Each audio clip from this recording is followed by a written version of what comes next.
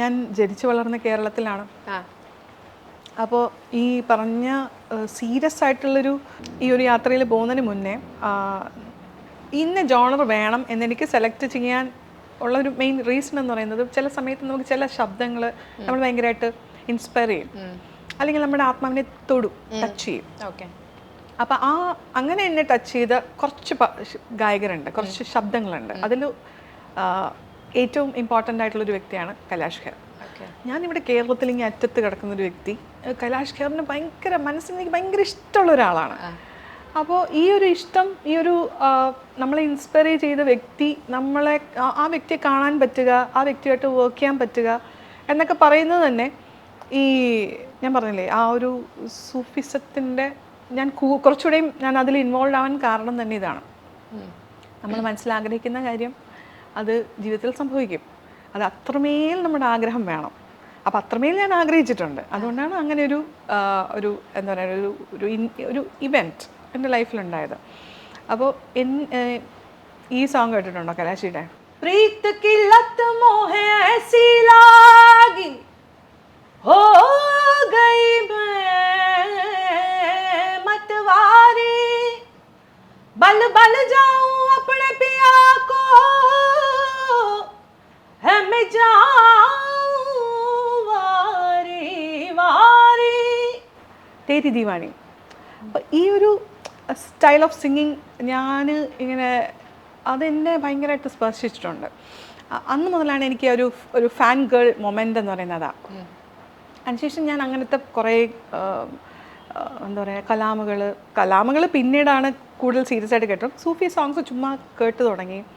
പിന്നെയാണ് ഇത് ജസ്റ്റ് അതിൻ്റെ ചുമ്മാ ഒരു ലൈറ്റർ വേർഷനാണ്. കുറച്ചുകൂടി ഡീറ്റെയിൽഡ് ആയിട്ട് പോകുമ്പോഴത്തേക്കും ബാബ ബുല്ലേ ഷാ ഹുസൈൻ, ഗുലാം ഫരീദ്, ഇങ്ങനെയുള്ള ഒരുപാട് മിസ്റ്റിക്സ് ഉണ്ട്, ഒരുപാട് അമീർ ഖുസ്രോ, ഇവരൊക്കെ സൂഫി മ്യൂസിക് അല്ല ആക്ച്വലി സൂഫി കലാമുകൾ എന്ന് തന്നെ പറയാം. അതൊരു സാഹിത്യശാഖയാണ്. അതിന് ഒരുപാട് അവരുടേതായിട്ടുള്ള കുറേ ഒരു സിഗ്നേച്ചർ അല്ലെങ്കിൽ നമ്മുടെ ഒരു ഒപ്പ് കൊടുത്തിട്ടുള്ള ഒരുപാട് മിസ്റ്റിക്സ് ഉണ്ട്. അവർ പറഞ്ഞിട്ടുള്ള കുറേ കാര്യങ്ങൾ നമ്മൾ വരികളിലുള്ള അർത്ഥമല്ല, അതിനകത്ത് ഒളിഞ്ഞു കിടക്കുന്ന വളരെ ഡീപ്പായിട്ടുള്ള മീനിങ് ഉണ്ട്. അപ്പോൾ അത് മനസ്സിലാക്കണമെങ്കിൽ ഭാഷ നമ്മൾ കുറച്ചുകൂടെ കൂടുതൽ പഠിക്കണം.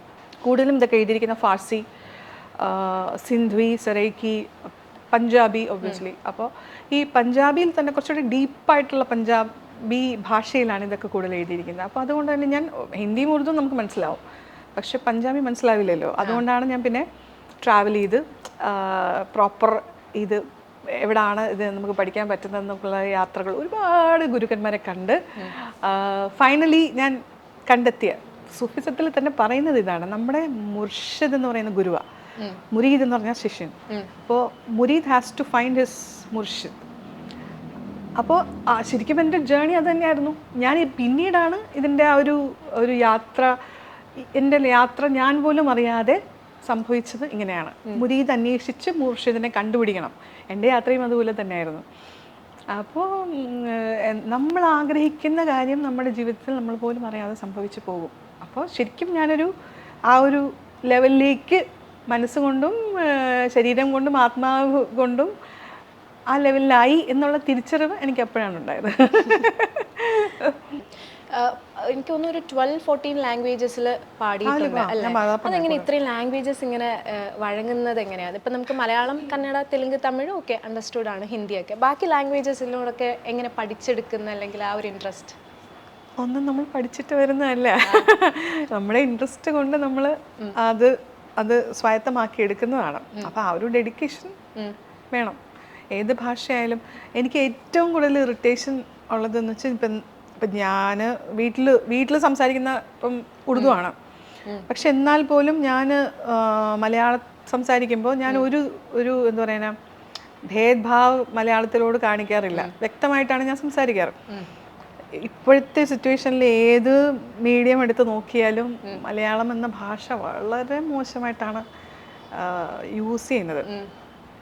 അത് ന്യൂ ജനറേഷൻ എന്ന് നമുക്ക് പറയാൻ പറ്റില്ല.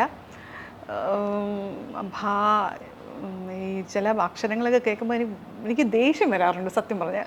വളരെ സീനിയേഴ്സ് ആയിട്ടുള്ള മ്യൂസീഷ്യൻസ് ലൈക്ക് യേശുദാസ് സാറിനെ പോലുള്ളവർക്ക് തീർച്ചയായിട്ടും ഇത് പറയണം. കാര്യം അവരൊക്കെ നമ്മുടെ സ്കൂളുകളായിട്ട് നമ്മുടെ മുന്നിലുണ്ട്. ചിത്ര ചേച്ചി, യേശുദാസ് സാറ്, സുജാത ചേച്ചി, ഇവരൊക്കെ ഇത്രയും വ്യക്തമായി പാടി വെച്ചിരിക്കുന്ന കാര്യങ്ങളുണ്ട്.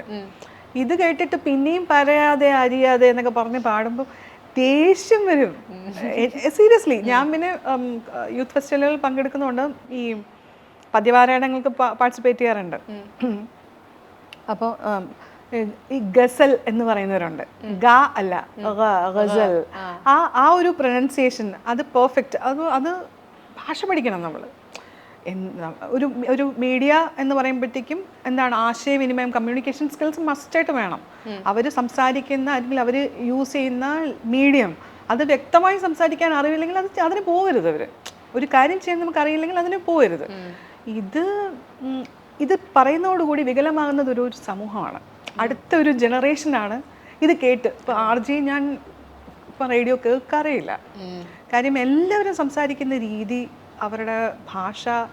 ഞാൻ ചോദിക്കട്ടെ, ഇംഗ്ലീഷ് മോശമായിട്ട് ആരെങ്കിലും പ്രൊനൗൺസ് ചെയ്യോ? ചെയ്യില്ല. അതെന്തോ കുറവാണ്. അതുപോലെ തന്നെയാണ് മലയാളവും, അതുപോലെ തന്നെയാണ് തമിഴും. ഏത് ഭാഷ നമുക്കറിയാമെങ്കിൽ വ്യക്തമായിട്ട് അത് സംസാരിക്കാൻ, ശുദ്ധമായി സംസാരിക്കാനും പഠിക്കണം. അതില്ലാതെ അല്ലെങ്കിൽ മീഡിയയിൽ വർക്ക് ചെയ്യരുത്, പാടാൻ വരരുത്, ഈ ഡബ്ബിങ് ആർട്ടിസ്റ്റായിട്ട് പോകരുത്, സിനിമയിൽ അഭിനയിക്കാൻ വരരുത്. മമ്മൂട്ടിയെ പോലെ വ്യക്തമായി സംസാരിക്കുന്ന ഒരു ആൾ ഉണ്ട്. അടുത്ത ജനറേഷനിലുള്ള ആൾക്കാർ വ്യക്തമായി ഇത്രയും ഭാഷാശുദ്ധിയോടുകൂടി, എനിക്ക് തോന്നുന്നു, എനിക്ക് കേട്ടിട്ടുള്ളത് പൃഥ്വിരാജാണ് സംസാരിക്കുന്നത്. വാക്കുകൾ ശുദ്ധിയോടുകൂടി. നമ്മൾ മമ്മൂക്കയുടെ ആ ഒരു സംഭവം കേട്ട ആ ഒരു ഇത് എനിക്ക് തോന്നിയിട്ടുള്ളത് വ്യക്തമായിട്ട് തന്നെയാണ്. ബാക്കിയുള്ളവരൊക്കെ ഇങ്ങാട് വാ, ഇതൊക്കെ ലോക്കൽ ലാംഗ്വേജ് ആണ്. മനസ്സിലായോ? അത് ലോക്കൽ ലാംഗ്വേജ് ആണ്. അവരുടെ വീട്ടിൽ സംസാരിക്കുന്ന ഭാഷയല്ല ശരിക്കും സിനിമയിൽ വന്നിട്ട് സംസാരിക്കേണ്ടത്. ഞാനീ പറയുന്നത് ആരും പറയാത്തത് കൊണ്ടാണ്. കാര്യം എനിക്ക് അത്രത്തോളം ഇറിറ്റേറ്റഡ് ആയിട്ടാണ് ഞാൻ പറയുന്നത്. എന്ന് പറഞ്ഞ് ഞാനങ്ങ് ഭയങ്കര പെർഫെക്ഷനിസ്റ്റ് എന്നല്ല ഞാൻ പറഞ്ഞത്. ഉദ്ദേശിച്ചത് അതുമല്ല. എന്തുകൊണ്ടാണ് ഈ ഒരു സിറ്റുവേഷനിൽ വളരെ സൂപ്പർ സീനിയേഴ്സ് ആയിട്ടുള്ള കവികൾ പോലും മിണ്ടുന്നില്ല? പ്രശ്നം വേറൊന്നുമല്ല. നല്ല കാര്യങ്ങൾ പറയുമ്പോൾ, ചൂണ്ടിക്കാണിക്കുമ്പോൾ, തെറ്റ് ചൂണ്ടിക്കാണിക്കുമ്പോൾ പിന്നീട് വരുന്നത് ബാഡ് കമൻസ് ആണ്. ലൈക്ക് അവർ ഇത്രയും കാലം ഈ ഇൻഡസ്ട്രിക്ക് തന്ന അവരുടെ കോൺട്രിബ്യൂഷനെ മാനിക്കാത്ത രീതിയിൽ, ബഹുമാനിക്കാത്ത രീതിയിലുള്ള വളരെ മ്ലേച്ഛമായിട്ടുള്ള കമൻറ്റുകളായിരിക്കും അതിനകത്ത് ചുറ്റും വരുന്നത്.